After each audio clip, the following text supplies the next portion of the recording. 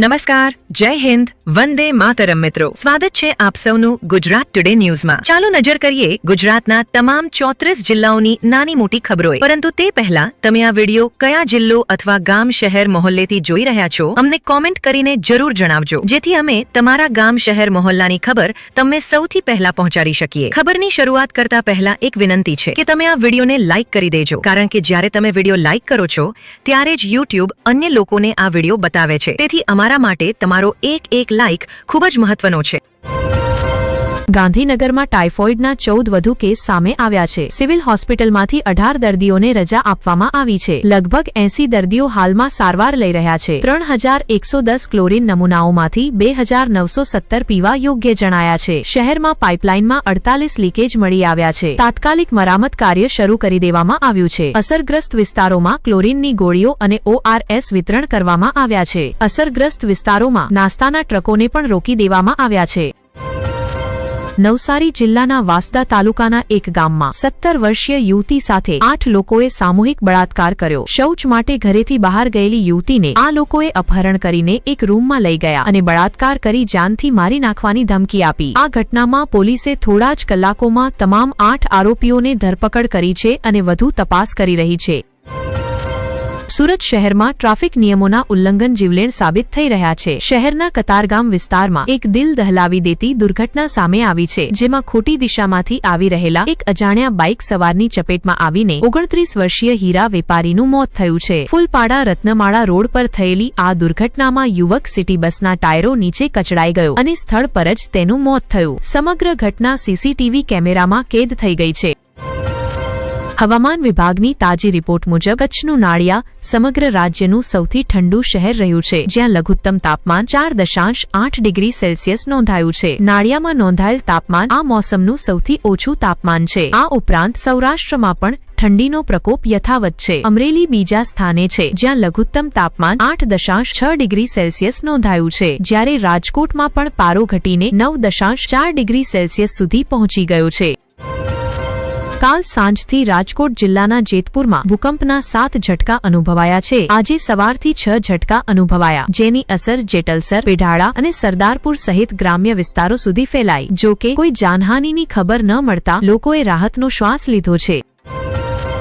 પ્રધાનમંત્રી મોદી અને જર્મન ચાન્સેલરના આગમનની તૈયારીઓ ચાલી રહી છે. પ્રધાનમંત્રી મોદી અને ફ્રેડરિક મર્ઝ અમદાવાદ સ્થિત ગાંધી આશ્રમની મુલાકાત લેશે. પ્રધાનમંત્રી મોદી અને ફ્રેડરિક મર્ઝ હૃદયકુંજમાં ચરખો ચલાવશે. ગાંધી આશ્રમમાં કડક સુરક્ષા વ્યવસ્થા ગોઠવવામાં આવી છે. વિદેશી મહેમાનના આગમનથી ગાંધી આશ્રમના કર્મચારીઓ પણ ઉત્સાહિત છે. અમદાવાદ શહેરમાં પ્રદૂષિત પાણીના મુદ્દે કોંગ્રેસ સક્રિય બની છે. શહેરના 25થી વધુ વિસ્તારોમાં પ્રદૂષિત પાણીની ફરિયાદો નોંધાઈ છે. કોંગ્રેસે એએમસીના દાણાપીઠ કાર્યાલય સામે વિરોધ પ્રદર્શન કર્યું. તેમણે પ્રદૂષિત પાણીના મુદ્દે મહાપૌર કાર્યાલયને ઘેરી લીધું. તેમણે બેનર અને નારા લગાવીને વિરોધ પ્રદર્શન કર્યું. કોંગ્રેસે શહેરમાં સ્વચ્છ પીવાનું પાણી ઉપલબ્ધ કરાવવાની માંગ કરી છે. કોંગ્રેસે તાત્કાલિક કાર્યવાહી ન થવા પર ઉગ્ર આંદોલન શરૂ કરવાની ચીમકી આપી છે. ભરૂચ અંકલેશ્વરના જીતાલી ગામ પાસે એક ગોદામમાં ભીષણ આગ લાગી. આગ લાગતા જ આસપાસના લોકો ભાગવા લાગ્યા. ભીષણ આગથી ધુમાડાના ગૂંચવારા ઉઠવા લાગ્યા. ફાયર બ્રિગેડની 3 ટીમો સ્થળ પર પહોંચી અને આગ પર કાબૂ મેળવવાનો પ્રયાસ કર્યો. ગોદામમાં રાખેલો સમગ્ર સામાન બળીને ખાખ થઈ ગયો. આગ લાગવાનું કારણ હજી સુધી જાણવા મળ્યું નથી. વડોદરામાં ગેરકાયદેસર બાંધકામ કરનાર મજૂરો હવે સુરક્ષિત નથી. નગર આયોજન વિભાગે 2 દિવસમાં 30થી વધુ સ્થળોએ નોટિસો આપી છે. છેલ્લા 15 દિવસમાં 4 કરોડ રૂપિયાથી વધુનો દંડ વસૂલવામાં આવ્યો છે. ગેરકાયદેસર બાંધકામ અને મંજૂરી વિના બનેલી ઇમારતો સામે કાર્યવાહી કરવામાં આવી છે. તપાસ દરમિયાન 4થી વધુ યુનિટ સીલ કરવામાં આવી છે. બિલ્ડિંગ ઉપયોગ નિયમોના ઉલ્લંઘન બદલ પણ કાર્યવાહી કરવામાં આવી છે.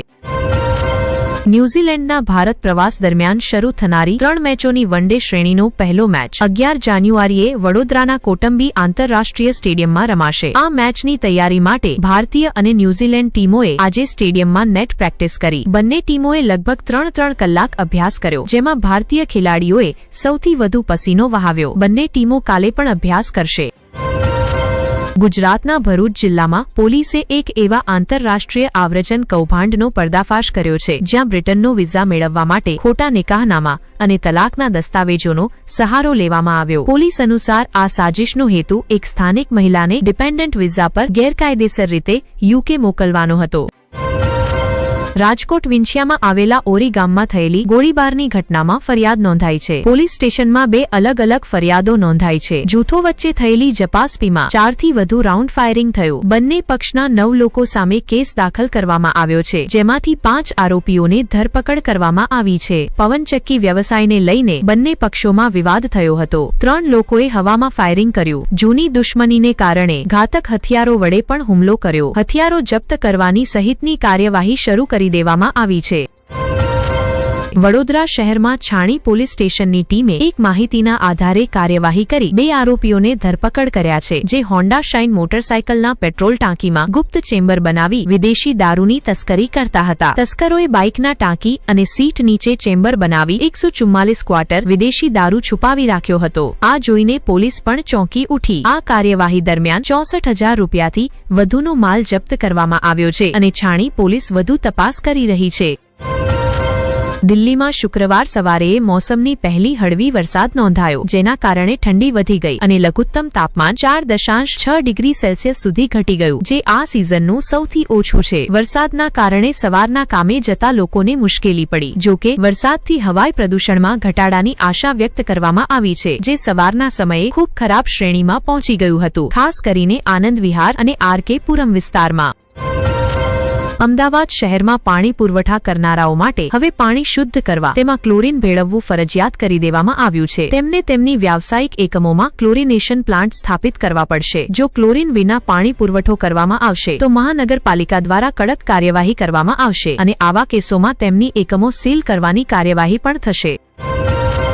સરકારી નોકરીઓના નામે ઠગાઈના મામલે ઈડીએ ગુજરાત સહિત 6 રાજ્યોમાં 15 સ્થળોએ દરોડા પાડ્યા છે. ઈડીની ટીમોએ 6 રાજ્યોમાં 15 જગ્યાએ દરોડા પાડ્યા છે. ઉત્તર પ્રદેશના ગોરખપુરમાં 2, અલ્હાબાદ અને લખનૌમાં 1, બિહારના મુઝફ્ફરપુરમાં 1, મોતીહારીમાં 2 અને પશ્ચિમ બંગાળના કોલકાતામાં 2 જગ્યાએ એક ગેંગની પ્રવૃત્તિની માહિતી મળતા દરોડા પાડવામાં આવ્યા છે.